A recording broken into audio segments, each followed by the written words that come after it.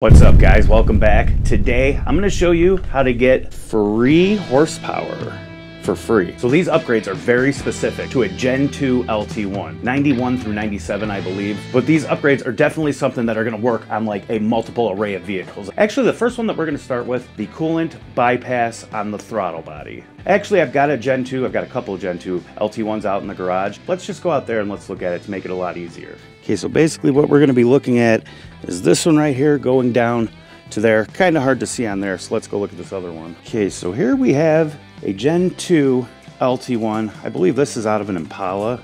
And here's our throttle body.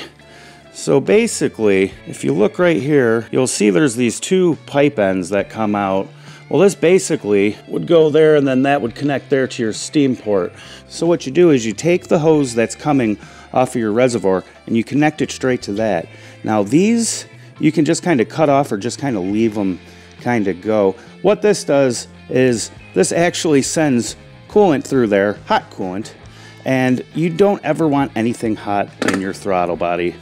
Bottom line, you always want your air to be as cool as it can get. So this is one thing, and this, I mean, it's negligible if you'll feel it. I noticed it just because I noticed that, you know, the car wouldn't really hit as well once it warmed up. I think that was it, but there was a lot of other issues with the car, so on to the next one. So the first one is pretty well known. You know, a lot of people actually do this, but here's one that I haven't really seen too many people actually mention. And this one, I kind of ran it by my buddy, and he said that he read back in a Hot Rod magazine back in the day, this next trick. This is my mass airflow sensor. And as you'll notice, you could see straight through it. There's usually this little honeycomb thing that's usually in there, like something on there. So, and what this is supposed to do is this is supposed to like direct the airflow over those little teeny tiny sensors in there. They kind of look like little tiny resistors. Now what this does, I don't care what anyone says, is this restricts flow. Now on most of these, they just kind of set in there. Gotta put it in there, kind of like that. And then there is a ring that you can kind of take off just by using a pick. Basically, if you remove that, that's going to definitely increase flow. I'm going to tell you that it's not huge, but I noticed a little bit of a difference doing that. And all of these upgrades added together add up. And now there's some pretty unique differences between the B bodies and the F bodies. So B bodies, you have the Roadmaster pretty much in the Impala SS and the Caprice. So the Caprices and the Roadmasters, I believe the Impala SSs as well, they actually have a smaller mass airflow sensor. And that was one of the things they did to actually kind of choke out the LT1s in the B bodies. And we'll go over a couple more of the differences that they actually did to change horsepower output between the B bodies, the F bodies, and the Corvette. So before all that, we're gonna actually get to our third tip. And all of these tips, including this one, I've actually got from other people. There's one build in particular that I'm gonna be doing a video on. We're gonna be showing you what an LS swap looked like in the 90s, before there was LS. Basically, what was the LS before the LS? I think you can figure out where we're going with this. That is the build that I've gotten a lot of inspiration from and I've learned a lot from. And our third tip comes from that. Being a B body, the intake box on them are really, really restricted, meaning where your air filter goes. Now you can do a cold air intake, but I absolutely hate the way that those look. So let's look at another thing you can do to get more air into your air box for free. So let's take a look.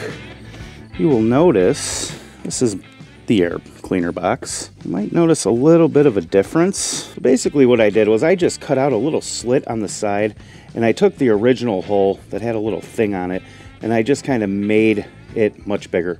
I also went and drilled some holes. I figure what this will do is kind of cool off the computer as well. You don't want to take too much away to take away from the structural integrity of this, but I mean any little thing to get more air into it really helps. Pro tip, take out your headlight if you want to get more air.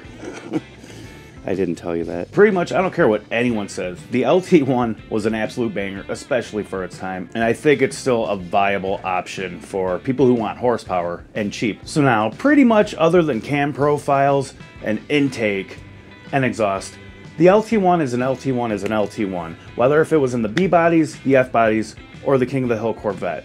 What they did, they had to figure out a way to just really detune them when they're going into like a Roadmaster or a Caprice. You know, those were aimed at the older demographic buying them. That is why I feel the intake is really the biggest restriction on the B bodies. Taking out as much restriction as you can out of that airbox while still trying to keep its integrity like that, I think is just such an awesome idea. Being able really to breathe in. That is the difference between the B bodies, the F bodies, and the Corvettes.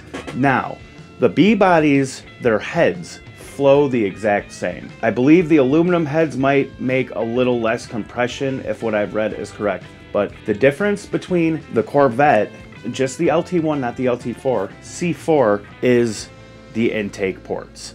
And we can actually go look at that right now, and I will show you the size of the intake port on a C4 intake compared to a B body or an F body head. All right, so like I said, this is painted to look like an LT4 intake. It's a C4 intake. Don't let it fool you.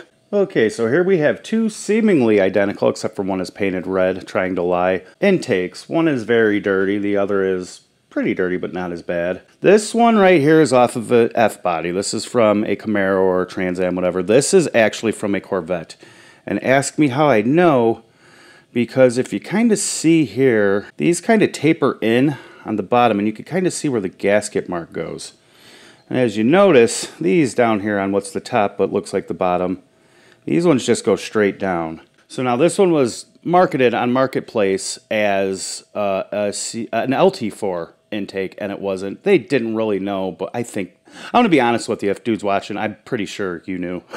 I think that this engine and everything, I think that came out of, he had like a, I don't know, a second gen Camaro or something that he LS swapped, and I think just wasn't being very honest. So basically, another way how I know, if you know, you know, is that is upside down, but that's a 101 8630. That casting number is for a C4 intake, and that is the difference. I don't know if there's any other differences, but yeah.